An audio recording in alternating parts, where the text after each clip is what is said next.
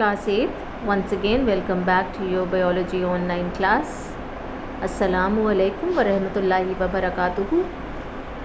I hope you all are doing well in your unit test 2. In my last lecture, I had taken up the types of interdependence and how the plants are dependent on animals and how the animals are dependent on plant, along with the types of interdependence, that is symbiosis, parasitism and predation. I had also started with the food chains, so let's revise quickly. So that the plant and animals are dependent on each other, that is, animals directly or indirectly depend on plants for their food, and even they are dependent on the trees for shelter. For example, the various birds and the monkeys and apes. Then the oxygen that is being produced by the plants or is utilized by animals for respiration, isn't it? Apart from this, how the plants are dependent on animal, that is, whatever carbon dioxide is released by the animals, that is used by the plants for the process of photosynthesis, that is the process by which the food is manufactured by plants. Then apart from this, the animal help in the dispersal of fruits and seeds. Then they help in the pollination process, that is the pollination, they are the agents of pollination. Then the animal excreta, that is waste and the dead bodies, get decomposed and convert to humus in the soil, and this humus acts as a manure and provides nutrients for the growth of plants. Then the types of interdependence. Then I told you about the symbiosis, that is, it is a relationship between two organisms in which they live close together and they benefit each other. That is, example is lichen, and then I told you about the relationship between the rhizobium bacteria and leguminous plant. So this lichen consists of alga and fungus. Is that clear? And the alga provides food to fungus, and the fungus provides protection, water and minerals to the algae. So apart from this, I told you that another symbiotic relationship is between the rhizobium and leguminous plants. The rhizobium live in the root nodule, that is the swellings that are present in the roots of the leguminous plants, like the moo, pea and gram. And these bacteria do what? They take in atmospheric nitrogen and convert it into nitrates, and this nitrate form of nitrogen is taken up by the plants. And what do the plants do in return? They provide food and shelter to the rhizobium bacteria. The next type of relationship is parasitism. This is an example of parasitism, that is the type of interaction in which an organism gets benefit from the other organism in the form of food or shelter, and the organism that gets the benefit is called the parasite, and the organism from which benefit is derived is called the host. This is the example of a plant which is parasitic in nature, that is the cuscuta plant, that is the light brownish color, thin stems type of structure that you can see. So this is the also known as amarbane, and it spreads throughout the whole. So this light brownish or the greenish color stem type of structure that you can see is that of cuscuta plant, and it covers the whole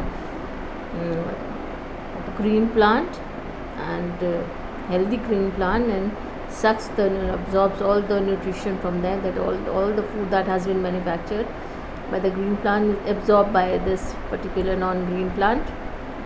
And as a result of this, a time comes when the whole green plant gets killed.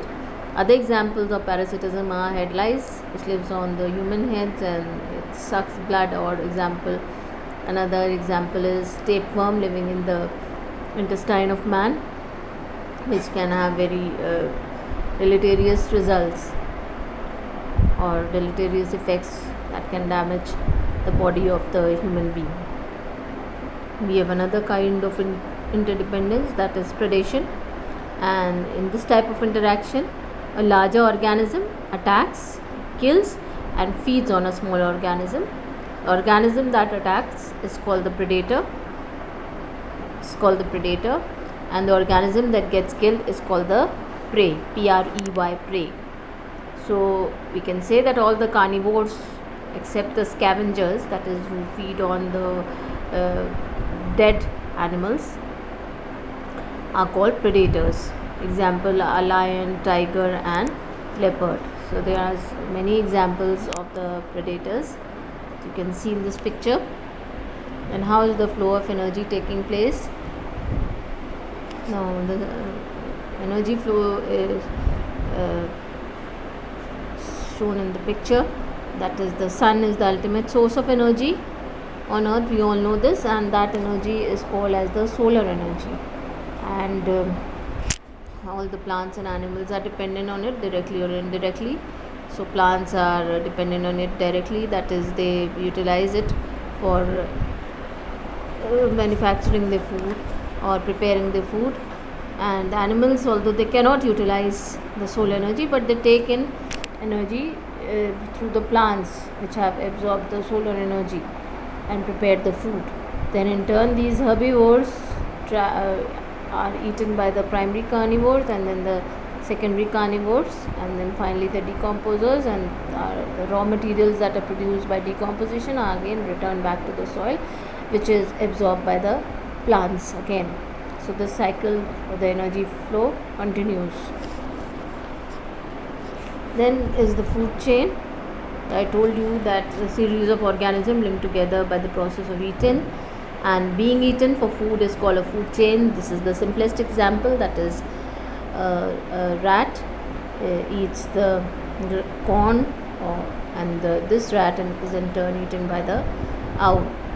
And here there are other simple food chains, that is, carrot eaten by the rabbit, and rabbit in turn eaten by the primary carnivores, or you can call them the secondary consumers, and then these are the top carnivores, the tertiary consumers.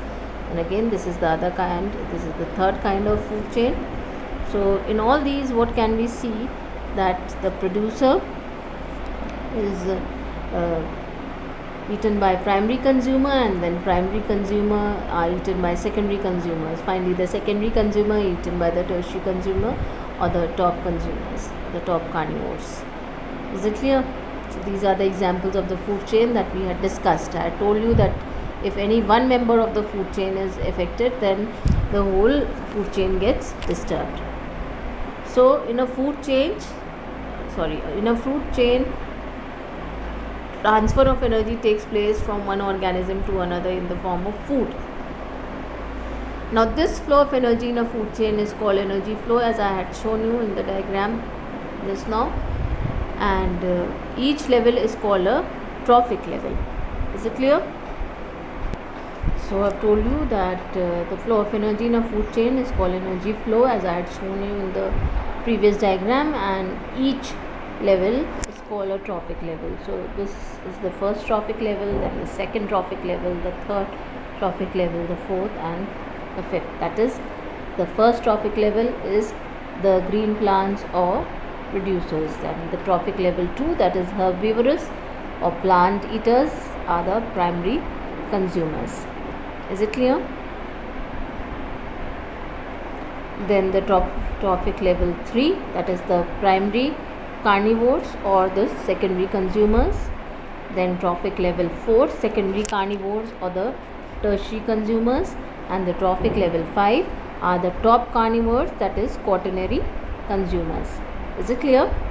So these are the different types or different levels of energy or energy transfer or energy flow in a pyramid that you can see. And this is how the amount of energy also keeps on decreasing from one trophic level to another. Now you can see that in this diagram it is very clear. Now this the number that is given in the bracket in terms of kilocalories is the amount of energy, that is 10,000 kilocalories, then 1,000, then 100, then 10, and then 1. So you can see that, what can you see, how you can differentiate between the different types of trophic levels here. So During energy flow in a food chain at each trophic level, most of the energy is lost in the environment and very little energy is transferred to the next level. See, you can see here 10,000 kilocalories has been converted to 1,000 kilocalories in the trophic level 2, and this in the trophic level 3 this gets reduced to 100, and in the fourth it gets reduced to 10, in the fifth it is the least, that is 1 kilocalories. And this flow of energy goes up to a certain level. After this there is almost no energy left to be transferred. Now there is no energy left to be transferred. So thus the energy passes unidirectionally from producers to top carnivores. That is like this. It is not like this. And not that it will descend back or it will come back or it will increase, nothing of that sort. It will keep on decreasing from the producers till the top carnivores or the quaternary consumers. Is it clear? So we can say that the energy passes unidirectionally, that is in one direction, from producers to top carnivores. Is it clear? Then what is a food web? Now in nature, single food chain does not work independently. That is, it is not just that the simple example that I had shown, that is grass is eaten by the deer or by the mouse only. It might be eaten by other animals also. And similarly, deer, that is the primary consumers, might not just be eaten by the lion only. It might be eaten by several other animals also. So there are a number of food chains that are linked together. So when several food chains of a region interconnect to form a food chain. So when there are many food chains of a region which interconnect, they form a food web. So food web shows the transfer of energy within an ecosystem, and energy is transferred between organisms when one organism eats another. So you can see it is being eaten by several other animals. It is not just one choice of food that is there. There are several. Is that clear? Now this is a very simple food web. We can like in the book there is a little complicated and where the food choices are more, that is a complicated food web is given, and even there are more complicated food webs, and each organism can be eaten by two or many other organisms, and these organisms can in turn also be eaten by several other organisms. Thus a food web gives stability to an ecosystem. That is, if one food choice is not there, there are other options also where the organism can eat and it can easily survive. So like we have the example that grains are eaten by rabbit and rabbit is eaten by a fox, and I have shown it to you and discussed with you that this rabbit can be food for the fox as well as the eagle. You can see in the picture that is given in your book. So the eagle can eat both the mouse and the rabbit. So all food chains are interconnected to form a food web. So what is the importance of this food web? First of all, I have told you that it gives stability to the environment. That means food chain helps to keep a balance in the environment. That if one food choice is not there, then the other is there, and apart from this, the balance in organism is there. That is, one organism might be more in number than the other, that is there, but balance is there. It should not exceed more than a particular limit, or it should not decrease. We get energy through eating or consuming plants or animals as food. So it ensures better chances of survival to organism in case of scarcity of food. That is where the food becomes less. Is that clear? It gives alternative foods to organism, and it gives more stability to an ecosystem than a food chain. If there was no grass, then a rabbit would not be able to eat it and gain its energy. So the wolf wouldn't be able to eat the rabbit and obtain its energy, because one organism, that is the high organism, is dependent on the lower organism for energy in the form of food. So if one is not there, then the other will also be not there if there is no food web. So because the rabbit would have died of starvation, and goes as a chain reaction. Food chain studies have had an important role in ecotoxicology studies, so you need not know. So I have told you that the three most important points for the importance of food chain and webs is that it gives alternative food to organism, it ensures better chances of survival to organism in case of scarcity of food or where the food is very less, and it gives more stability to an ecosystem than a food chain. Is it clear? Next is ecological pyramid. So a pyramid is a shape with a large base that tapers at each level and ends as a small point. You can see it has a large base which tapers, that as you keep on going higher it decreases in size. Is that clear? And it ends up at a point. Is that clear? That is the apex of a triangle in this case. So this is a pyramid.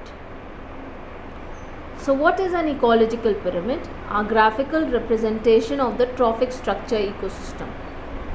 It is a pyramid shaped diagram that shows the number of organism, biomass and energy at each trophic level. Is that clear? These are the different trophic levels. So the number of organisms represent the different trophic levels. Is that clear? That how many organisms are there at each trophic level. So what are trophic levels? They are the feeding position in a food chain, such as the primary producers, the herbivore, primary consumers and the secondary consumers, then the tertiary consumers and so on. Is that clear? So first is the pyramid of number. Now this is the pyramid of number in a grassland ecosystem. So now here what does the pyramid of number show, or what does it depict? So the number of organism in a food chain can be represented graphically in a pyramid. So you can see the number of organism at each trophic levels. You can see at trophic level 1 the amount of grass that is there, that is the most, that is the maximum, and then at trophic level 2 you have different herbivores, then the primary carnivores or the secondary consumers, and you can see at each level the number keeps on decreasing. So each bar represents the number of living organism at each trophic level in the food chain, and at the base of the pyramid are the producers. This is the base and these are the producers, that is the plant that produce their own food, and this is the largest, this is the maximum amount. Above the base bar are herbivores, and here it is the in your book it is given as deers, but here you can see the different types of herbivorous animals. Is that clear? So this is how the number keeps on decreasing as you go up the trophic level, as you ascend a particular pyramid. Is that clear? So it is the maximum at trophic level 1 and the number is the minimum at trophic level 3 or the last trophic level. Is it clear? Then the pyramid of biomass. Now the biomass of an organism in a food chain can also be represented graphically, which you can see in the form of this particular pyramid. That is the biomass of grass in your book, then biomass of deer and biomass of tiger. Similarly here the biomass of plants is given, that is different type of trees, shrubs, ferns, grasses, etc. and the amount of biomass that is available. Then here the primary consumers, the biomass is given. So each bar represents the biomass. There in the pyramid of number, each bar was representing the pyramid of the number of organisms. Is it clear? So biomass is the mass of each living organism multiplied by the total number of organism in that trophic level. So it indicates the amount of food available to the next trophic level. So this is the biomass is what? It is the total mass of each living organism multiplied by the total number of organisms. Suppose the mass is m and the number of organism is say 100. this will give you 100 into m. 100 m will give you the amount of the biomass. That is how much biomass is present in the particular trophic level. And when animals eat only a small amount of their food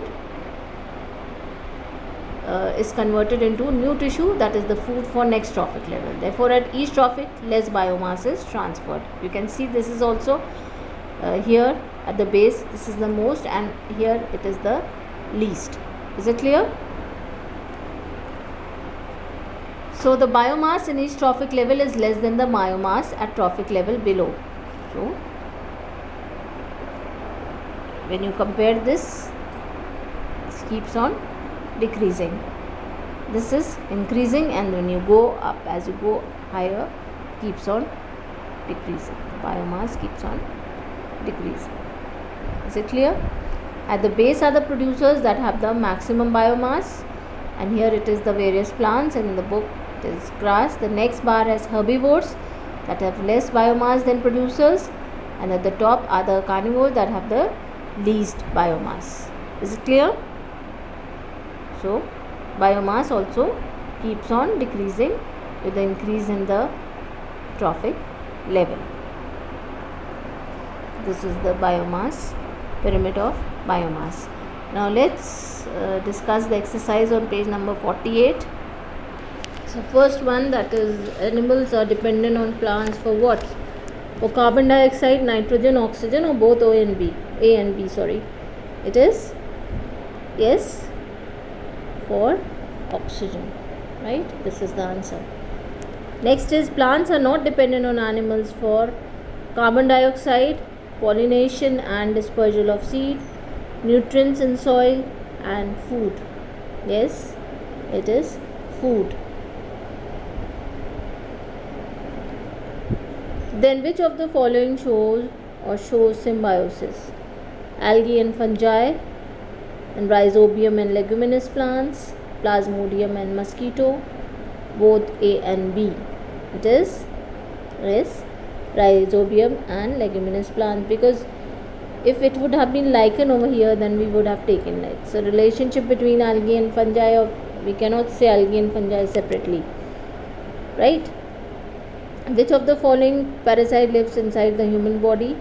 Housefly, tapeworm, mosquito, or both A and B? It is tapeworm. Is it clear? Then a series of organisms linked together by the process of eating and being eaten for food is called a so it is a food web or a food chain. It is a food chain. Those are interconnected. Food web is interconnected food chains. Then which food chain is not possible in the following? It is plant being eaten by a small bird and small bird being eaten by a caterpillar. All other are possible. Grass being eaten by grasshopper, and grasshopper being eaten by frog. Similarly, grass eaten by deer and deer eaten by lion. And similarly the D1. Then each level of the food chain is called the trophic level. Then column A and B, please you can do this on your own. Revise the chapter properly and try to do exercise B on page number 48. Is that clear? Revise whatever has been taught in the chapter till now. Allah Hafiz.